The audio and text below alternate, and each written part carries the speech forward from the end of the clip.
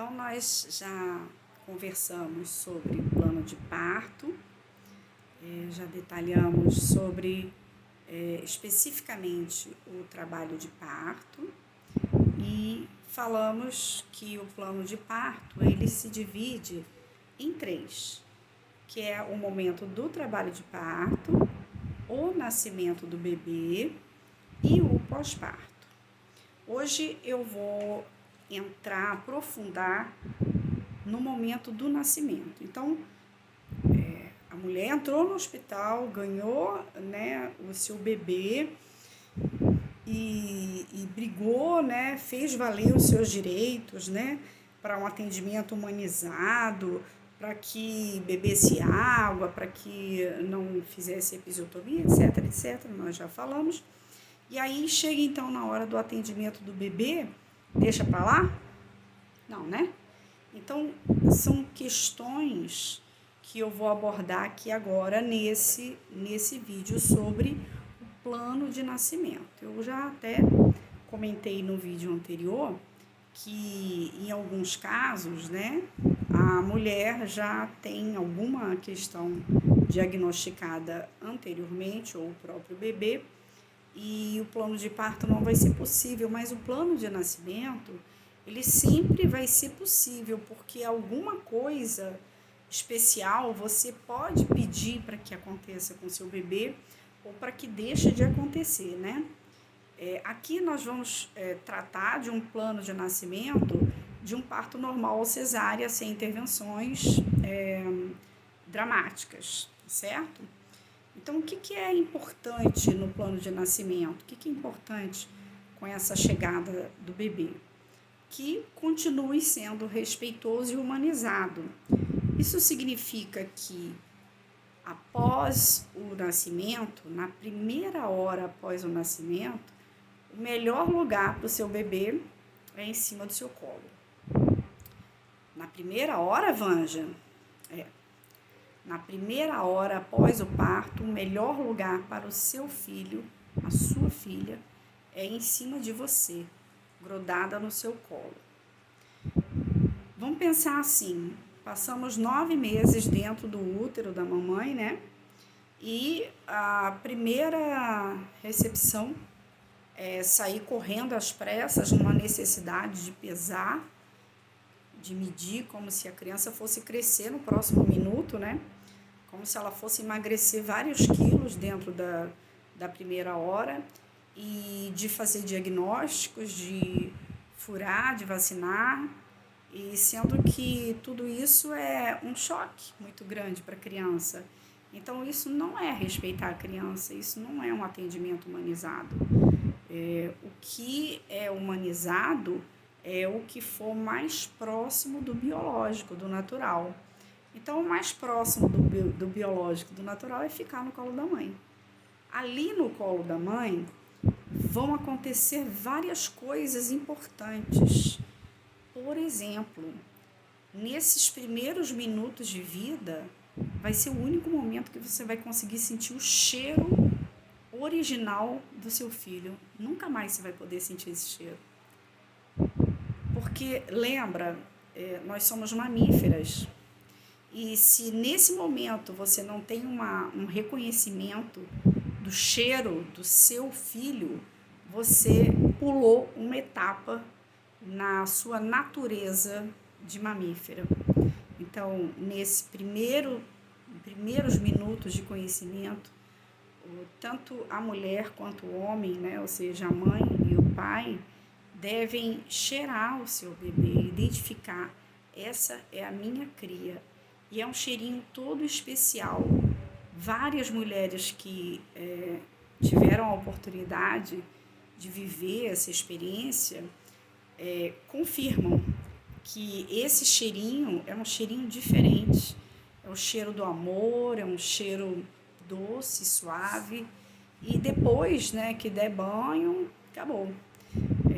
Não vai ter mais como resgatar esse momento único de envolver o seu bebê e sentir o cheiro dele.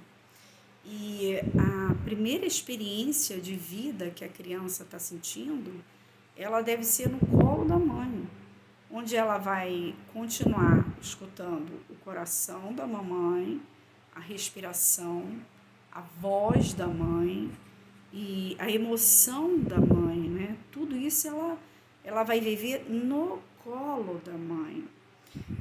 E os testes, e as vacinas, e as coisas? Bom, a primeira hora, é a hora dourada, ela é a mais importante etapa é ficar no colo da mãe, porque não tem nada que substitua esse acolhimento inicial que a mãe pode dar ao seu bebê. E algumas coisas podem ser feitas no colo da mãe, inclusive quase tudo, né? Exceto pesar e medir, mas que são coisas que, em partos domiciliares, por exemplo, tem equipe que não pesa no mesmo dia, volta para pesar em 24 horas. E tudo bem. Que diferença é que vai fazer mais 40 gramas, menos 40 gramas, né? Em centímetros, não vai mudar nada. Se nasceu com 50 centímetros, 48, 46, no dia seguinte estará com o mesmo tamanho, né? Não há nada assim de excepcional para acontecer em 24 horas. Então, o que é que se faz no atendimento à criança que dá para fazer no colo da mãe? Dá para ver a vitalidade, dá para fazer o teste APGA, né? Você já ouviu falar no teste de APGA? Você procure na internet, né? É um teste de neurológico, né? De ações neurológicas e de primeiros movimentos que se faz na criança, para ver reflexo, né? Reflexo neurológico e tal. E aí é dado uma nota que é importante, mas também não é tão importante assim, né? O que é mais importante é ver, sentir se o bebê tem vitalidade, está respirando, chorou mesmo que pouco, não importa. Muitos deles fazem xixi, ainda no colo da mãe, dessa primeira hora. Alguns fazem cocô. Então, esses são sinais de vitalidade, né? Algumas crianças que não recebem a ocitocina, quando a mãe não recebe ocitocina ocitocina sintética. Quando a mãe não recebe, essa criança abre um olhão e olha tão firmemente para a mãe e para o pai que é impressionante. É o momento do imprint, né, do reconhecimento. Apesar dela não enxergar, ela vê vultos, ela ouve voz e ela identifica: essa é minha mãe e esse é o meu pai. Então, nessa hora, tem a primeira intervenção, que ela é extremamente negativa, é o colírio de nitrato de prata. Veja isso que eu acabei de falar para você. Você cuidou do seu trabalho de parto e você fez questão de não receber a ocitocina sintética.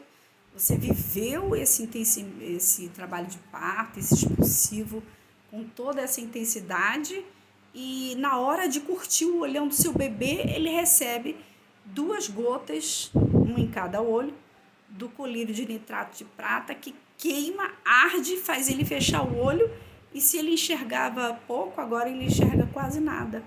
E perdeu-se esse minuto. Bom, o que é o colírio? Esse colírio, né, que é uma gotinha só que não faz mal, né? Faz mal sim. Esse colírio de nitrato de prata foi introduzido na obstetrícia no pós-guerra, quando mulheres e homens tinham muitas doenças venéreas, principalmente a sífilis. Achava-se que a aplicação desse colírio evitava doenças dos olhos, mas estudos científicos já comprovam que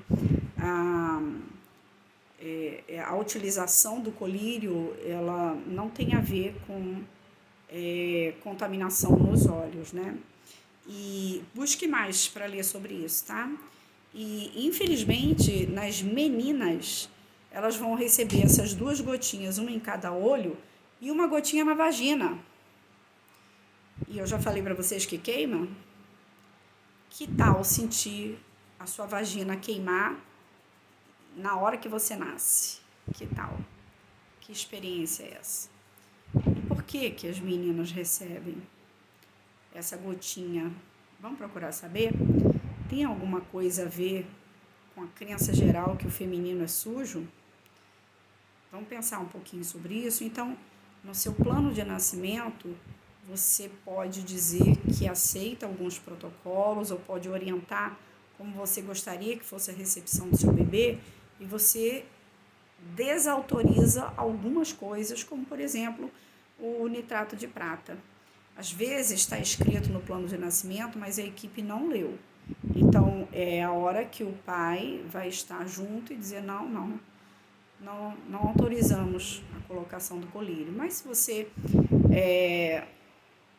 fez seu pré-natal e está lá no seu cartão de pré-natal que você tem HIV, que você teve doenças venéreas durante a gestação, aí você pode autorizar a aplicação do colírio, porque esse é um protocolo para essa situação. E ainda assim, você pode pensar. Outra coisa que é comum, muito comum até demais, é limpar o bebê. Então, o bebê nasce e já tem lá uns 500 paninhos que é para tirar aquele branquinho que está nele, né? Então, esse branquinho que vem grudadinho no bebê se chama vernix, e ele é a proteção do sistema imunológico do bebê. Lá dentro da barriguinha, né? Lá dentro onde ele morava, né? No líquido amniótico, ela se nutriu, né, de ingredientes, nutrientes preciosos e também protegeu contra o frio, né? Apesar de lá estar quentinho, e meio que fez uma proteção, né, ao redor da criança. Então a criança nasce e o pessoal da assistência corre com paninhos para tirar, porque muito branquinho é feio, né? Gente, pelo amor de Deus, né? Então isso uma gordura que está ao redor do corpo do bebê e ela é altamente rica em agentes imunológicos.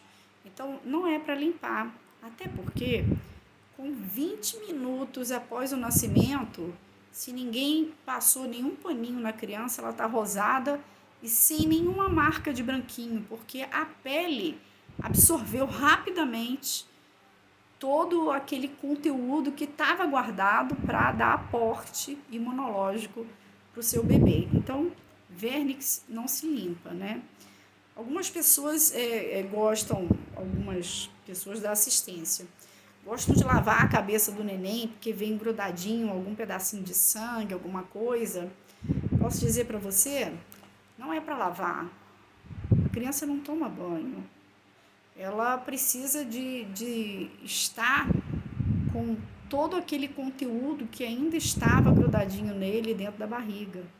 E quanto mais tempo ele ficar sem receber água nem banho, maior vai ser o aporte de agentes da imunidade, né? Então, lavar a cabeça, colocar a touca na hora do nascimento, tudo isso é padrão de rotina hospitalar, né? Se bobear, a touca, né, que está tão na moda, ela só está na moda porque o plano de saúde paga, porque sempre alguma coisa, comercialmente falando, a mais para botar na conta, né? Então, se o ambiente está aquecido, não tem ar-condicionado ligado, né? Se você cuidou de todos os protocolos para a humanização do atendimento do seu parto, quando o seu bebê nasce, o ambiente chega a estar calor. Eu cansei de ficar suada. O último parto que eu acompanhei, eu fiquei 3 horas abanando a mulher em trabalho de parto, o casal, na verdade, né? Então, o ambiente estava super agradável, né? E o bebê nasce, a touca está lá, como se fosse necessário ou importante. A touca, inclusive, impede da gente cheirar, né? Fazer aquele primeiro cheirinho com o bebê. Então, a gente precisa adequar as coisas conforme a necessidade. Vamos ser um pouco crítica, né? Avaliar as coisas. Crítica no sentido de raciocinar sobre o que está acontecendo e não sobre falar mal do que está acontecendo. Só raciocinar um pouquinho, a gente mata todas as charadas. Num parto normal, Se o seu parto foi normal, nesse momento que você está, essa 1 hora que você está com o seu bebê no colo, o obstetra está vendo se houve laceração, está vendo sangramento e está vendo se vai ser necessário dar algum ponto, se houve alguma laceração, a profundidade e tal. E ele aguarda, né? Se tem algum procedimento para ser feito na vagina, ele pode ser feito com seu bebê no colo, sem problema nenhum, a menos que se você não queira. Lembra?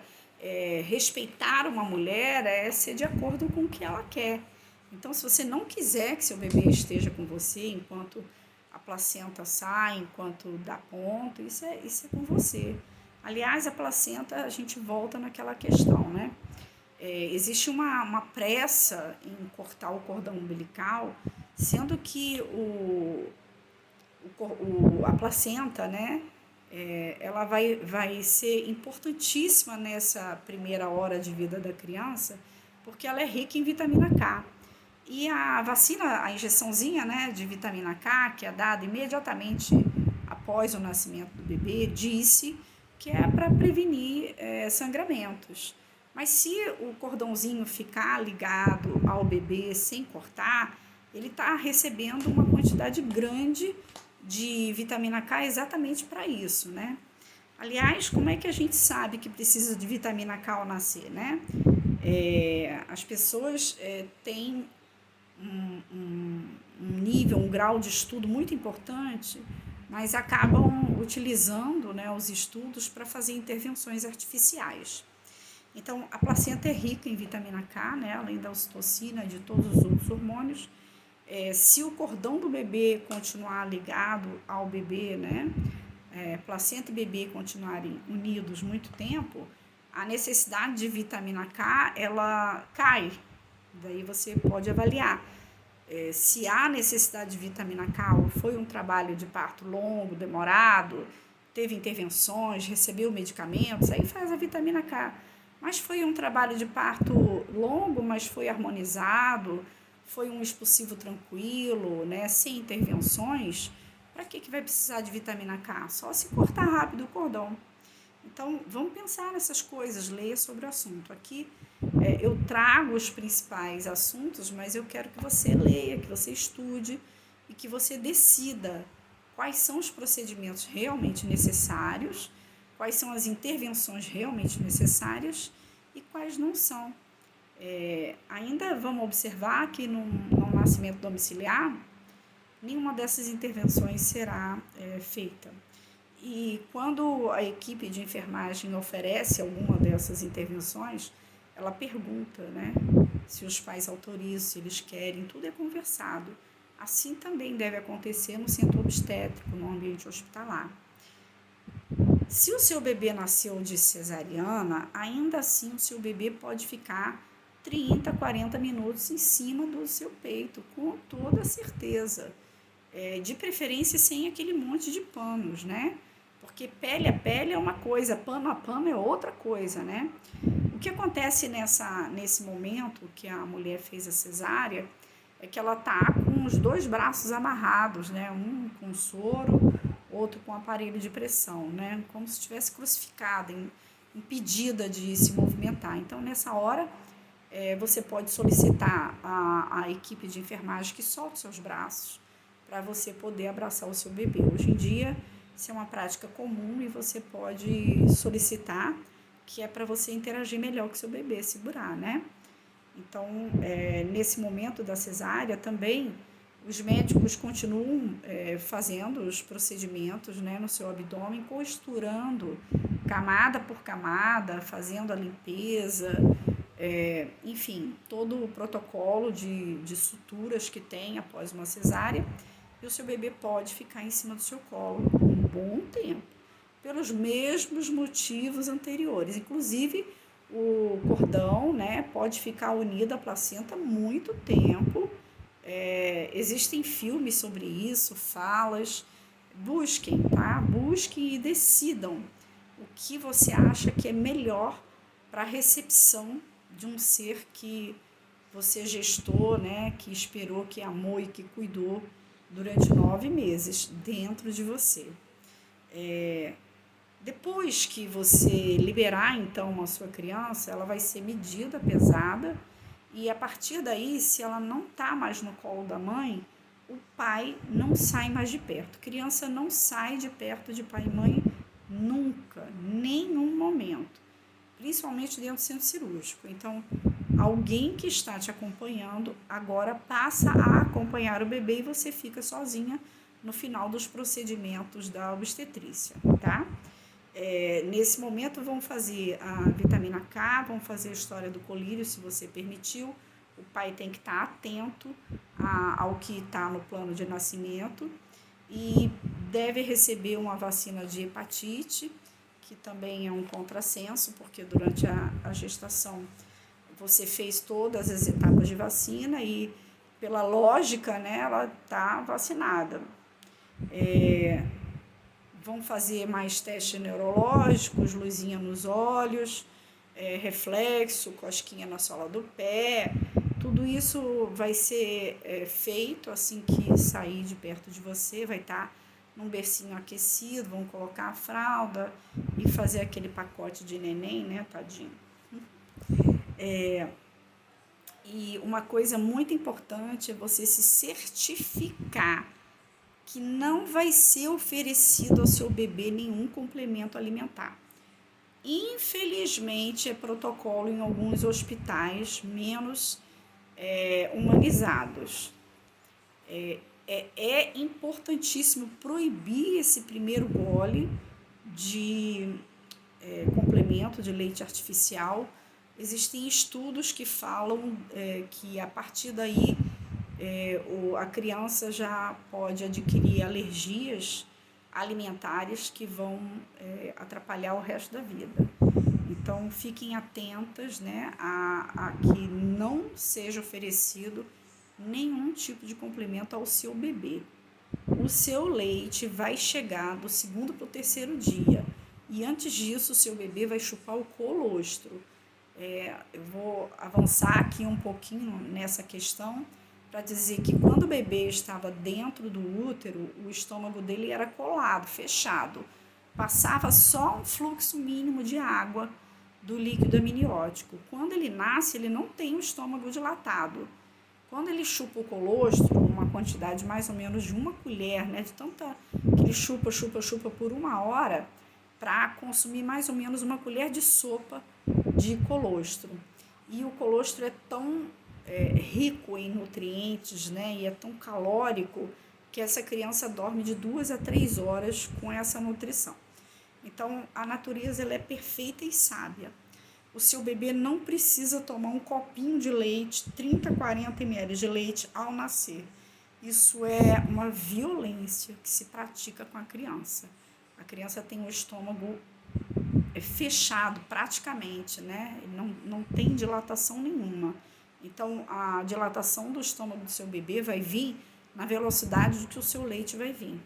No 3º dia, o leite vai chegar aos poucos e aos poucos o estômago do bebê vai ser dilatado. Confia na natureza, a natureza é sábia e perfeita. Acho que essas são as principais dicas para o plano de nascimento. Tudo que você quiser falar nesse momento para auxiliar, ajudar no acolhimento desse bebê que vai nascer, você escreve numa parte dedicada à chegada do bebê, que é o plano de nascimento. Essa folha pode ser junta ou separada do seu plano de parto, ok? Próximo vídeo eu vou falar sobre o plano pós-parto.